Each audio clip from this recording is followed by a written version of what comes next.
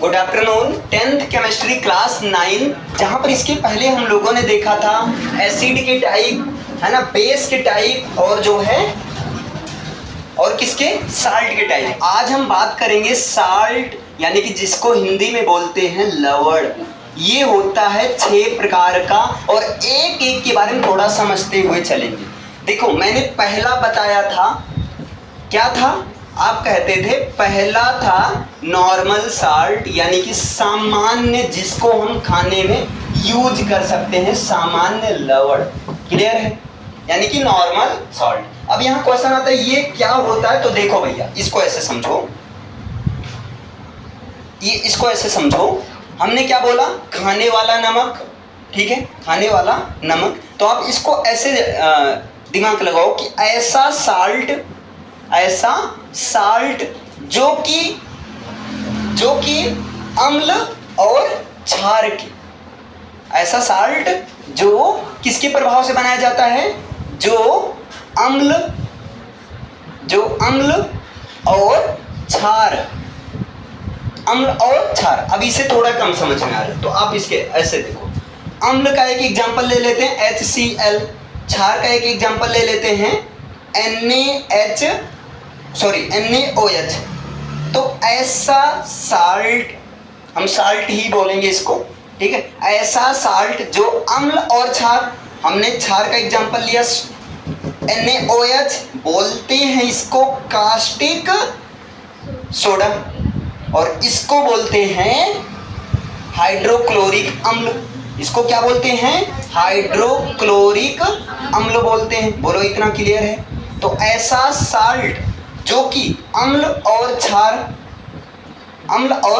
क्षार के पश्चात बनता है, लेकिन जब अम्ल और क्षार मिलते हैं तब क्या करते हैं, जब अम्ल क्षार आपस में क्रिया करते हैं तब क्या होता है। आप कह रहे हो अच्छा, क्षार का पॉजिटिव आयन कौन है, आप कह रहे हो सोडियम Na, इसका नेगेटिव, अच्छा प्लस के साथ कौन आएगा, दूल्हे के साथ दुल्हनी तो आएगी या उसकी बहन आ जाएगी, दुल्हनी तो आएगी ना, बस सिंपली यही देखो। प्लस के साथ कौन आएगा, माइनस, प्लस के साथ कौन आएगा, तो सोडियम के साथ कौन आएगा, क्लोरीन, यानी क्लोराइड आएगा। तो आप कह रहे हो अच्छा, Na इस पर एक चार्ज, Cl पर भी एक चार्ज, बढ़िया, साथ ही एकदम बढ़िया जोड़ा है। क्लियर है ना, कोई दिक्कत नहीं। अच्छा, यहाँ H हुआ, यहाँ OH मिलकर क्या बना, आप कह रहे हो ये बना H2O, यानी कि ये क्या बना, सोडियम क्लोराइड बना। ये क्या बना, सोडियम क्लोराइड बना, और ये क्या बना, जल बना। बोलो, इतना क्लियर। यानी कास्टिक सोडा और हाइड्रोक्लोरिक अम्ल आपस में मिलकर क्या बना रहा है, आप कह रहे हो सोडियम क्लोराइड और जल बना रहा है, सोडियम क्लोराइड और जल बना रहा है। तो बस ये देखो, जब सोडियम क्लोराइड बना, ना तो अम्ल रह गया क्योंकि ना तो अम्ल की प्रॉपर्टी है, ना तो क्षार रह गया क्योंकि ना तो क्षार की प्रॉपर्टी, बेचारा न्यूट्रल हो गया। बेचारा क्या हो गया, न्यूट्रल हो गया, बिल्कुल से उदासीन हो गया, बिल्कुल से क्या हो गया, उदासीन हो गया। बस यही है, यहाँ चेप दो, लगा दो, है ना। यानी कि ऐसा साल्ट जो कि अम्ल और क्षार के, जो कि, एक मिनट भाई, ऐसा क्षार, ठीक है, ऐसा साल्ट जो कि अम्ल और क्षार के, अब बताओ कौन सी क्रिया के फलस्वरूप बन रहा है, आप कह रहे हो उदासीनीकरण, और ये पूरी तरह से हो रहा है। तो अम्ल और क्षार के पूर्ण उदासीनीकरण के पश्चात बनता है। कैसे बनता है, पूर्ण उदासीनीकरण के पश्चात बनता है ऐसा साल्ट जो कि अम्ल और क्षार के पूर्ण, आप इसको फोकस में रखो, पूर्ण उदासीनीकरण के पश्चात बनता है। उसे क्या कहते हैं, आप कहोगे उसे कहते हैं नॉर्मल सॉल्ट। अब क्वेश्चन आता है सर जी क्या NaCl ही नॉर्मल सॉल्ट है? नहीं, इसमें लिस्ट गिना देते हैं आपको कौन कौन है। जैसे आपका है NaCl, जिसको बोलते हैं सोडियम क्लोराइड, जो कि खाने वाला नमक होता है ना। दूसरा आपका होता है पोटेशियम नाइट्रेट KNO3 बनता है। अब कह रहे हो पोटेशियम नाइट्रेट कैसे बनता है, नहीं हमको दिखाओ, हम तो देखेंगे, ऐसे तो मानेंगे नहीं। तो देखो, पोटेशियम एक्चुअली नाइट्रेट कैसे बनता है, ये KOH यानी कि कास्टिक पोटास लिया जाता है जो कि क्षार है, कास्टिक पोटास में मिलाया जाता है नाइट्रिक अम्ल मिलाया जाता है हाइड्रोजन नाइट्रेट, तब क्या बनता है, आप करो ये पॉजिटिव हो गई ये नेगेटिव हो गया, तब ये बन गया आपका पोटेशियम नाइट्रेट बन गया। क्या बन गया भैया, पोटेशियम नाइट्रेट बन गया, और यहाँ का H यहाँ का OH ये मिलकर बन गया जल बन गया, H2O बन गया। समझ पाए, ये आपका क्या है, तो आप कहोगे ये हमारा है कास्टिक पोटास, इसको क्या बोलेंगे, कास्टिक पोटास बोलेंगे, इसको क्या बोलेंगे, इसको बोलेंगे भैया नाइट्रिक अम्ल बोलेंगे, ये क्या बोलेंगे, नाइट्रिक अम्ल। अब देखो प्रबल क्षार, याद आया, प्रबल क्षार प्रबल अम्ल मिलकर, है ना, लोहा लोहे को काटता है, देख रहे हो, प्रबल क्षार प्रबल अम्ल मिलकर ना तो अम्ल रह गया ना तो क्षार रह गया, न्यूट्रल हो गया बेचारा, साल्ट बन गया। क्लियर है, कौन सा साल्ट बना, आप कहोगे पोटेशियम नाइट्रेट बना, कौन सा साल्ट बना, तो आप कहोगे पोटेशियम नाइट्रेट बना प्लस जल बना। समझ में आया, और क्या होता है इसमें, तो इसमें आता है आपका Na2SO4, Na2SO4। अब करो Na2SO4 कैसे बना, तो इसी तरह से उसको भी बनाया जा सकता है। अभी आप मेन फोकस किस पर करो, मेन फोकस करो परिभाषा और एग्जाम्पल, है ना, परिभाषा और एग्जाम्पल, क्योंकि क्वेश्चन सीधा सीधा आ सकता है, साल्ट कितने प्रकार का होता है वर्णन कीजिए, वहां पर अगर आप परिभाषा लिखे एग्जाम्पल दिखा दिए, ये नहीं दिखाओगे तब भी पूरा नंबर मिल जाएगा, है ना। ये इक्वेशन है भाई, इसमें जितना घुसते जाओगे ना उतना मजा आता जाएगा, लेकिन एक समय के बाद दिमाग का दही भी होता जाएगा, समझ रहे हो ना। तो अभी हम लोग का मेन फोकस किस पर है, डिफिनेशन क्या है और उसके एग्जाम्पल क्या है, फिर आगे का फोकस क्या रहेगा, अच्छा NaCl कैसे बनता है, तो बताएंगे NaCl कैसे बनता है, NaCl का जैसे प्रॉपर्टी क्या होती है, रासायनिक गुण क्या होता है, भौतिक गुण क्या होता है, परमाणु भार क्या होता है, अणु भार क्या होता है, रासायनिक नाम क्या, सब पूरा उसके बारे में। अभी बताओ समझ में आया, पहला इतना क्लियर है। बताओ नॉर्मल साल्ट क्या होता है, तो आप कहोगे ऐसा साल्ट जो अम्ल और क्षार के परस्पर पूर्ण उदासीनीकरण के पश्चात बनता है उसे कहते हैं नॉर्मल साल्ट। एग्जांपल NaCl यानी सोडियम क्लोराइड, KNO3 यानी potassium nitrate, Na2SO4 sodium sulphate. समझ में आया, इतना क्लियर है। अब कह रहे हो सोडियम सल्फेट कैसे बनता है, तो भैया आप दिमाग लगा लो, NaOH यानी कि ये वाला क्षार लिया गया होगा ना, NaOH में क्या मिलाया गया होगा, तो आप कह रहे हो NaOH में H2SO4 मिलाया गया होगा। जब मिलाओगे तो क्या बनेगा, Na पॉजिटिव इसका नेगेटिव, है ना। तो आप कह रहे हो Na और ये SO4 चूंकि होता है, SO4 पर 2 चार्ज होता है तो Na2SO4 बनेगा। आप करो पूरा करना है, हम 2 लगा दिए, 2 आप लगा दिए, यहाँ OH है यहाँ पर H है, तो आप क्या कह रहे हो, H2O कह रहे हो। लेकिन पंगा यहाँ 2 दूना 4 1 5, 2 दूना 4 1 5, यहाँ Na 2 बार लगा दिया, है ना। अब कितना हो गया, H2 यहाँ 2 दूना 4, आप यहाँ क्या लगा सकते हो, 3 लगा सकते हो। आप यहाँ क्या लगा सकते हो भैया, 3 लगा सकते हो, यानी कि बैलेंस इस तरह से। ये सारा मैं बाद में बता दूंगा, इसके बारे में चिंता नहीं, टेंशन नहीं लेने को, टेंशन देने को। अभी पहले आप समझो वो टेंशन मेरी है, क्लियर है। मैं आपको टेंशन नहीं दूंगा, आपको समझाऊंगा, आपको एकदम हलवा लगेगा। अभी आप मेन फोकस करो, परिभाषा क्या है, एग्जाम्पल क्या है, 1-2 ऐसे रफली समझ लो, बाकी इन सबके बारे में एक उसके भी बारे में देखेंगे, एक ऐसे देखेंगे। Na2SO4 कैसे बनता है, कौन सा अम्ल कौन सा क्षार मिलता है, कैसे रिएक्शन करता है, समीकरण को कैसे बैलेंस करना, हीट एंड ट्रायल मेथड का यूज करना, सारा बताया जाए। अभी पहले इसको नोट डाउन करिए, इसको लिखिए। अब देखिए यहाँ पर इसका जो दूसरा टाइप होता है, इसका दूसरा टाइप होता है वो होता है आपका अम्लीय लवण, क्लियर है। या जो इसको बोलते हैं एसिडिक साल्ट बोलते हैं, इसको क्या बोलते हैं भैया, एसिडिक साल्ट बोलते हैं। अब यहाँ क्वेश्चन आता है ये होता क्या है, समझना क्या है।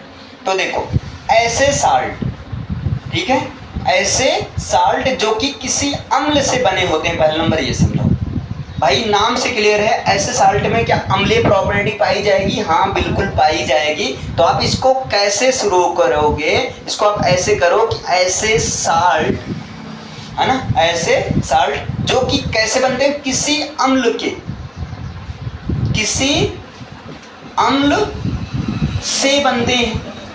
ऐसे साल्ट जो कि किसी अम्ल से बनते हैं। अब प्रश्न है किसी अम्ल से कैसे बनते हैं, किसी अम्ल से कैसे बनते हैं? तो किसी अम्ल से कुछ H प्लस मतलब समझते हो, हाइड्रोजन आयन। यही तो अम्ल की आर्हेनियस के अनुसार यही तो अम्ल की प्रॉपर्टी थी, जो जलीय विलयन में क्या देते हो, हाइड्रोजन आयन देते हो, वो क्या होते हैं, अम्ल होते हैं। तो ऐसे साल्ट जो कि किसी अम्ल से बनते हैं, है ना, उस अम्ल से, किसी अम्ल से कुछ H प्लस यानी कि हाइड्रोजन आयन, कुछ H प्लस यानी कि हाइड्रोजन आयन को जो है विस्थापित कर देते हैं। नहीं समझे? कुछ H प्लस यानी कि हाइड्रोजन आयन के विस्थापन से बनते हैं। बस काम हो गया, खत्म कहानी। अब कहोगे सर जी मजाक तो नहीं कर रहे हो? क्या मजाक कर रहा हूँ भाई, मैंने क्या कहा? ऐसे साल्ट जो कि किसी अम्ल से कुछ H प्लस आयनों के या कुछ H प्लस हाइड्रोजन आयन के विस्थापन मतलब समझ रहे हैं, विस्थापन मतलब समझ रहे हैं, निकलने से हाइड्रोजन। ऐसे साल्ट जो कि किसी अम्ल, आप कर दो लोग, किसी अम्ल में से कुछ हाइड्रोजन आयन के विस्थापन मतलब निकलने से बनते हैं, उसे कहते हैं अम्लीय साल्ट। कैसे? जैसे देखो H2SO4, ये क्या है, हाइड्रोजन सल्फेट यानी कि सल्फ्यूरिक अम्ल। ये क्या है भैया, ये है आपका सल्फ्यूरिक अम्ल है। ये क्या है, सल्फ्यूरिक अम्ल। तो सल्फ्यूरिक अम्ल से बना है आपका सोडियम बाई सल्फेट बना है। सल्फ्यूरिक अम्ल से क्या बनता है, सोडियम बाई सल्फेट बनता है। क्लियर है? सल्फ्यूरिक अम्ल से क्या बनता है, सोडियम बाई सल्फेट बनता है। अब बताओ, जब ये सल्फ्यूरिक अम्ल से क्या बना, सोडियम बाई सल्फेट बना, और जब सोडियम बाई सल्फेट का अगर आप जलीय विलयन देखोगे, जब सोडियम बाई सल्फेट को आप जल में घोलोगे तो आपको लगता है क्या बनेगा? आप बताओ क्या बनेगा? तो आप कहोगे एक तो सर जी सोडियम आयन हमारा बन जाएगा, एक तो क्या बन जाएगा, सोडियम आयन बन जाएगा। दूसरा हमारा बन जाएगा सल्फेट आयन। अभी नॉर्मल सीधा सीधा देखो, दूसरा हमारा क्या बन जाएगा, सल्फेट आयन, जिस पर डबल चार्ज होगा, जिस पर क्या होगा, डबल नेगेटिव चार्ज होगा। चाहे इसको डबल माइनस कर दो या इसको 2 के साथ माइनस कर दो, मतलब 2 नेगेटिव चार्ज, जो आपकी इच्छा। मैं यहाँ पर कर रहा हूँ भैया डबल नेगेटिव चार्ज। क्लियर है? सल्फेट आयन बनेगा। आप करो अच्छा H भी तो है, क्या H प्लस भी बनेगा? हाँ बिल्कुल बनेगा। शायद यही वजह से, देखो इसी वजह से इस साल्ट को क्या बोला जा रहा है, अम्लीय साल्ट। क्यों? मैंने क्या बताया, किसी अम्ल में से कुछ H प्लस के विस्थापन से। तो देखो किसी अम्ल में से यानी कि सल्फ्यूरिक अम्ल से बना आपका सोडियम बाईसल्फेट साल्ट, और सोडियम बाईसल्फेट साल्ट को जब जलीय विलयन किया गया, है ना, तब यहाँ पर सोडियम आयन बना, सल्फेट आयन बना, बिल्कुल बना। लेकिन यहाँ पर कुछ अम्ल की भी प्रॉपर्टी पाई जा रही है, इसलिए ये सोडियम बाईसल्फेट को साल्ट कहते हैं। लेकिन साल्ट में अम्लीय साल्ट, एसिडिक साल्ट, अम्लीय लवण कहते हैं।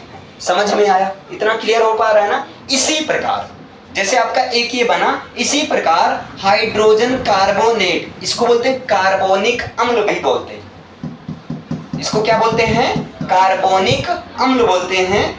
जैसे इसको सल्फ्यूरिक अम्ल बोलते हैं, वैसे इसको क्या बोलते हैं, इसको बोलते हैं भैया कार्बोनिक अम्ल बोलते हैं। तो कार्बोनिक अम्ल से, हाइड्रोजन कार्बोनेट से आपका बनता है सोडियम बाई कार्बोनेट बनता है।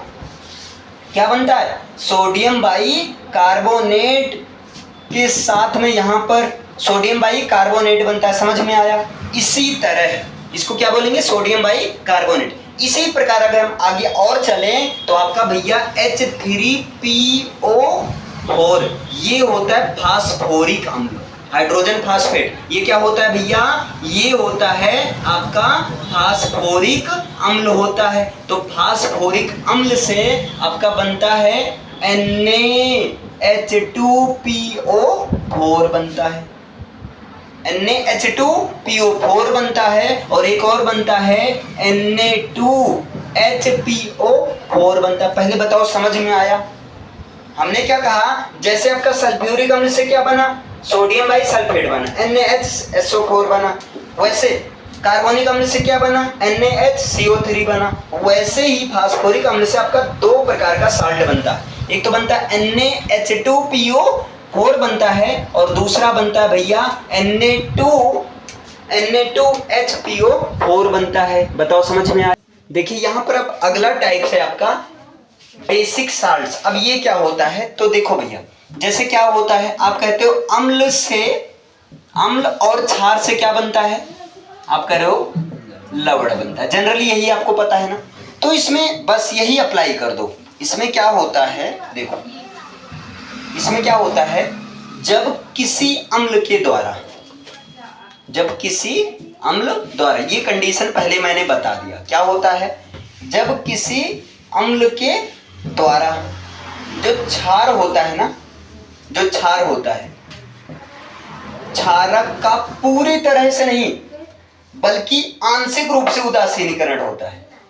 जब किसी अम्ल के द्वारा जो क्षारक पदार्थ होते हैं या जो क्षार होते हैं, ठीक है, जो क्षारक होते हैं, या क्षारक का मतलब क्षार याद रखना, जब किसी अम्ल के द्वारा क्षारक का एक तो अगर पूर्ण उदासीनीकरण बन रहा है, ध्यान से समझना मैं क्या बताना चाह रहा हूं, पूर्ण उदासीनीकरण हो जाता है तब तो भैया नॉर्मल सॉल्ट बन जाता है ना।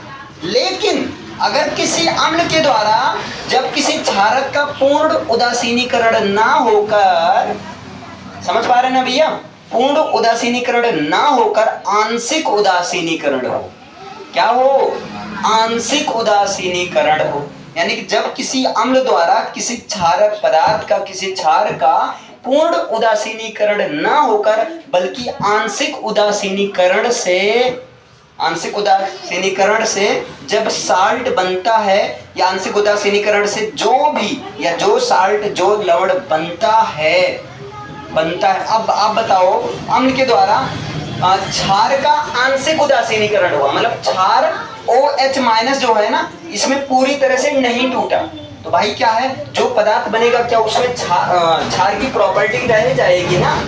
मैंने क्या बताया, जब किसी अम्ल के द्वारा क्षार पदार्थ का पूरी तरह से उदासीनीकरण नहीं होगा बल्कि अगर आंशिक उदासीनीकरण होगा, इसका मतलब OH- जो है ये पूरी तरह से क्या होगा, आयनित नहीं होगा, तो जो भी पदार्थ बनेगा क्या उस पदार्थ में ये क्षार का कुछ प्रॉपर्टी रहेगी ना, रह जाएगी ना, क्योंकि पूर्ण उदासीनीकरण, अगर पूर्ण उदासीनीकरण बनता तब तो भैया नॉर्मल सॉल्ट बन जाता, लेकिन पूर्ण उदासीनीकरण ना होकर अगर आंशिक उदासीनीकरण से जो लवण बनता है उसी को कहते हैं, क्या कहते हैं, उसी को कहते हैं क्षारकीय लवण कहते हैं। बताओ समझ में आया? इतना क्लियर है? मतलब अब आप कहोगे यार ये तो आसान हो गया, अगर पूर्ण उदासीनीकरण से बनेगा तब तो भैया नॉर्मल सॉल्ट होगा, लेकिन अगर आंशिक उदासीनीकरण होगा तब तो क्या हो, क्षार का आंशिक उदासीनीकरण हो रहा, मतलब क्षार की प्रॉपर्टी होगी।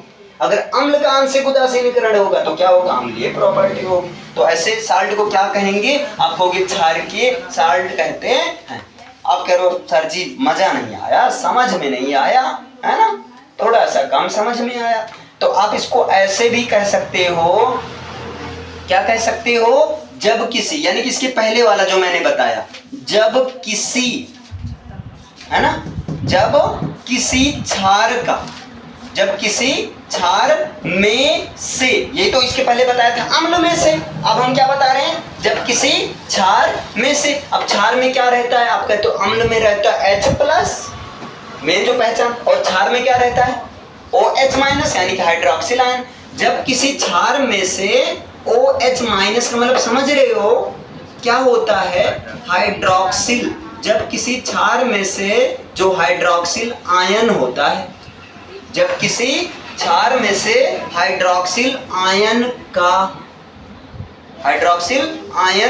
का विस्थापन नहीं होता है, वहां पर आपने क्या देखा था, H+ आयन का विस्थापन नहीं होता। यहां पर आप क्या देख रहे हो, जब किसी क्षार में से कुछ, जब किसी क्षार में से कुछ, सारे नहीं, कुछ हाइड्रोक्सिल आयन का विस्थापन ना हो तो वहां कौन सा साल्ट बनेगा, तो वह, या तो वह क्या बनता है, तो वह क्षारकीय साल्ट, क्षारकीय नहीं भाई, हाँ सही है यार, क्षारकीय, चूंकि क्या भाई पागल हूँ क्या, नहीं पागल नहीं हूँ, अच्छा हूँ, है ना, तो वह क्षारकीय साल्ट कहलाता है। बताओ समझ में आया, कहे समझ में, तुम करो नहीं मजा नहीं आया। अच्छा देखो इसको आप ऐसे कैसे दो, ऐसे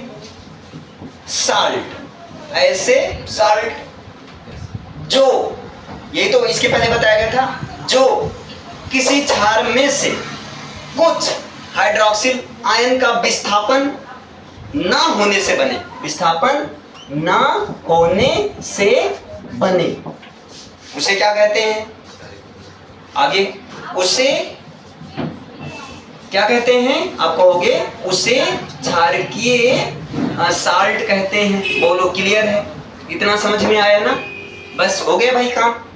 दो तरीके से इसको मैंने बता दिया, ये तो पहले वाले तरीके से है, और ये क्या है, ये तो और आसान है, ये क्या है और आसान है, तो दोनों आप याद रखो। अब कह रहे हो नहीं ऐसे नहीं मजा आया, कुछ एग्जाम्पल दो, बिना एग्जाम्पल के मजा नहीं आता है गुरुजी। ठीक, आओ दिखाते हैं, जैसे देखो FeOH का होल थ्राइस, एक्चुअली ये क्या होता है, फेरिक हाइड्रोक्साइड होता है, इससे बनता है तुम्हारा फेरस ऑक्साइड बनता है। क्या बनता है, फेरस हाइड्रोक्साइड बनता है।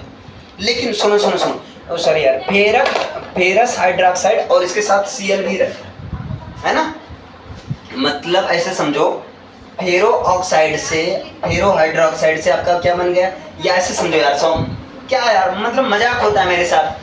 देखो इसको ऐसे सीधा आप याद रखो, FeOH का होल थ्राइस, यानी कि फेरिक हाइड्रोक्साइड से आपका क्या बन रहा है, फेरस हाइड्रोक्साइड क्लोराइड, ये आपका साल्ट बना, इतना समझे।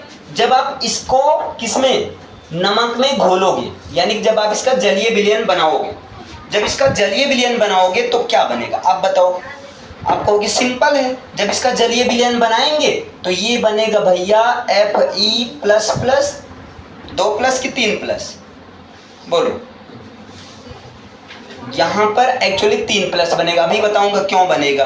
फिर इसके बाद में हाइड्रोक्साइड 2 है तो 2OH-, और यहाँ क्लोराइड 1 है तो आप कहोगे Cl-। तो यहाँ पर देखो आंशिक रूप से रह गया, आंशिक रूप से क्या हुआ, ये रह गया। शायद यही प्रॉपर्टी की वजह से इसको क्या बोला गया, क्योंकि क्षार की प्रॉपर्टी पाई जा रही, इसलिए इसको क्या बोला गया, क्षारकीय लवण बोला गया, क्षारकीय साल्ट बोला गया। क्लियर है। और ये जो बताया जा रहा है Fe3+, ये फेरिक, ये क्या है आपका, फेरिक है ना। इसको यार ऐसे समझो, जैसे देखो Fe पर अगर 3+ रहता है तो इसको बोलते हैं फेरिक, अगर Fe पर 2+ रहता है तो इसको बोलते हैं फेरस। इसको क्या बोलते हैं, फेरस। ये 9th में आप लोग देखे होंगे, ये 9th में था बकायदा, अच्छे से दिया, संयोजकता बोलते हैं। अगर Fe पर 3 धनात्मक संयोजकता तब फेरिक बोलेंगे, 2 धनात्मक संयोजकता तब फेरस बोलेंगे। तो एक्चुअली यहाँ पर 2 होगा, यहाँ पर कितना होगा, 2, क्योंकि देखो फेरिक से बन रहा है, किससे बन रहा है भाई, OH का तो एक ही होता है ना, तो ये फेरिक से क्या बना, आप करो फेरस बना। तो Fe पर कितना चार्ज होगा, 2 ही चार्ज होगा, 3 नहीं होगा। अब समझ में आया, क्लियर है। एक नहीं रहता है, 2 ही रहता है, मतलब आयरन पर 2 संयोजकता होती है, या तो 2 रहेगा तो फेरस, और 3 रहेगा तो फेरिक रहेगा, एक नहीं रहता, कभी भी एक नहीं रहेगा, याद रखना। ये सब याद करने वाली चीजें होती। अच्छा अभी समझ में आया। अच्छा ये कहाँ से आता है, तो इलेक्ट्रॉनिक विन्यास से आता है, पूरी लंबी कहानी है उसका पूरा, समझ रहे हो ना। 2,8 याद है कुछ जो करते थे, हाँ तो वही वाला पोर्शन। अच्छा ये समझ में आपका। अच्छा और क्या होता है इसमें, और कोई एग्जांपल है, हाँ बिल्कुल है। ये क्या होता है भैया, देखो दूसरा एग्जांपल, PbOH का होल ट्वाइस, है ना। Pb किसका सिंबल है, तो आप कहोगे लेड का सिंबल है, प्लम्बम Pb, है ना। तो लेड हाइड्रोक्साइड ये क्षार है, लेड हाइड्रोक्साइड से आपका बनता है, तो लेड हाइड्रोक्साइड से क्या बनता है, PbOH का और कुछ नहीं NO3 ये बनता है। ठीक है, अब आप करो ये सारा क्या हो रहा है, कैसे हो रहा है, नहीं समझ में आ रहा है। अरे हम कह रहे हैं ये तो समझ में आ रहा है कि ये भैया कैसे क्षारकीय साल्ट है, क्षारकीय लवण कैसे, क्योंकि इसमें क्षार की प्रॉपर्टी है। अभी आप इतना समझो ना, अभी आप इतना समझो, क्योंकि पता है अभी आपको क्यों अच्छे से नहीं समझ में आ रहा है, क्योंकि आप ये देखना चाह रहे हो कैसे बना, NO3 कहां से आ गया, है ना। तो इसके लिए पूरा आपको रिएक्शन दिखाना पड़ेगा। रिएक्शन का मतलब समझ रहे हैं? तो भाई अभी हम लोग डिफिनेशन एग्जांपल देखें, फिर उसके बाद वो भी आएंगे, है ना। उसके लिए आप टेंशन ना लो, अभी समझे इतना। अभी आप ये देखो, देखो यहाँ फेरिक हाइड्रोक्साइड से क्या बन गया, FeOH का होल ट्वाइस Cl बन गया। यहाँ अम्ल की प्रॉपर्टी है, यहाँ पर आपने देखा, ये क्या देखा आपने कि ये जो है लेड हाइड्रोक्साइड है, इससे आपका बन गया PbOH NO3। अब इन सब का नाम बड़ा अजीबोगरीब होता है, ठीक है, इन सब का नाम भैया बड़ा अजीबोगरीब होता है, इसलिए इनके नाम को हम अलग से बता देंगे, आप उसकी टेंशन मत लो। अभी आप ये समझो कि ये क्षारकीय साल्ट क्यों, क्योंकि इसमें क्षार की प्रॉपर्टी, बस खत्म। मतलब देश भर हम पकाए जा रहे हैं, समझ में आया? इसे लिखिए, नोट डाउन करिए पहले, बाकी अभी इन सब का रिएक्शन दिखाया जाएगा भाई।